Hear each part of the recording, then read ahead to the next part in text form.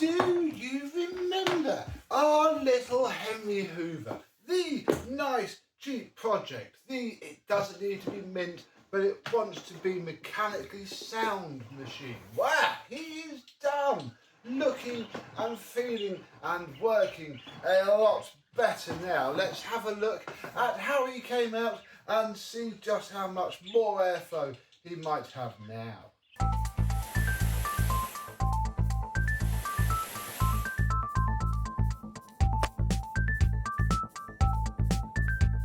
Yes, hello, my vacuum cleaner and pneumatic chums. How are you today? Yes, the owner said he doesn't actually want it to look mint. He doesn't really care about the faded bake. He just wanted an old Henry, one that, you know, old motor, old switch, old style. Those of you who understand what I'm saying will hopefully be nodding along. The rest of you who just think a Henry is a Henry, fair enough. Do not worry.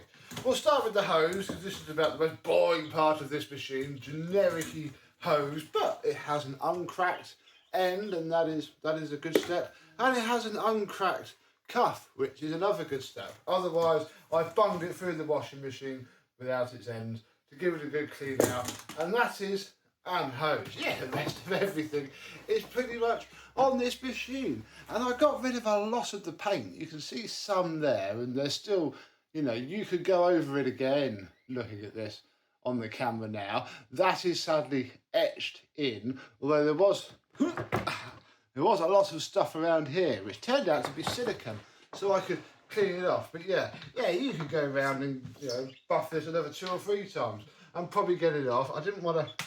This needs chipping off really, but I don't want to put a big scratch down the top. He is fine, you know, he's all right. He does the job. Let us extend the flex. I didn't change the cable, to be honest. I don't have anything longer, and a Henry like this, which, you know, is a Henry to be used, you want as long of a flex as you can have, because it's incredibly handy. Nothing wrong with this flex at all. I kept it. Cord reel, and it's in a bit, off in 2002, did a bit more archaeology. So yeah, we have a 1993 chassis head, that matches, 2002 cord reel, and whatever we said this base was, which is under here, yeah, all washed up very, very well. Filter is not a genuine filter, that is a pattern part. As you can see, it's really baggy, as they like to go, but it went through the washing machine and survived. You take the outer bit and this off, and you put it in a pillowcase and tie the pillowcase up, and then once it stops wobbling about, you put it in the washing machine and it stops it, or helps it from rubbing the side against the door, and there's a big hole in it, which then makes it not a great filter. And then I popped bag in, which is probably the first time he's had bag in him for ages. 1996. There we go. There, yeah.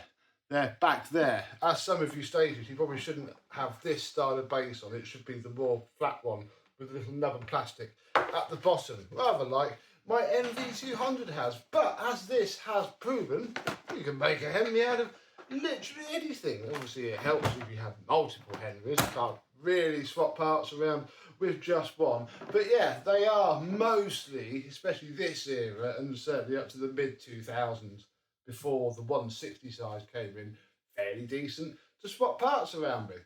But did all that achieve any improvement? Right, well, I've borrowed us a bent end from the MBV, because obviously this one doesn't have one, so that he can pretend that he's getting back to being a lovely machine rather than a builder's vac once more. The motor,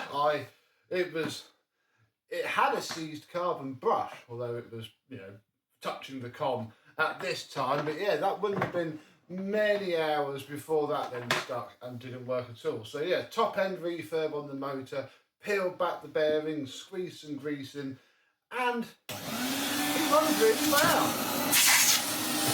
Not a lot of airflow. He pulls a solid 60, 70 on the airflow meter, and the wind down noise is that really, it's still there, but how far do you go? I probably could have broken the motor apart more, maybe even replaced the bearings, but you know, it's the noise that I personally like about these machines. I used to hear this sound humming away in shops when I was a kid, and it sounds fine when running. It's a really strong motor. So that, which may get better as it's used, I think is a decent trade-off. What do you think? In the comments down below, I think you should just leave that and run it as is.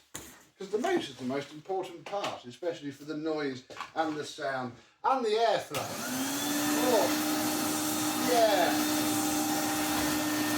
And with the Henry cordless head, it's got a lot of airflow.